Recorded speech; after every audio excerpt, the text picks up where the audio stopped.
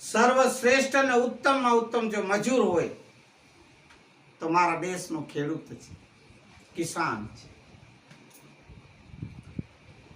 કારણ કે એ દિવસ રાત નથી જોતા. ઘણા તો બસ 8 કલાકનું કાર્ય કરી દિવસના મજૂરી કે કામ કરી અને છૂટા થઈ જાય છે.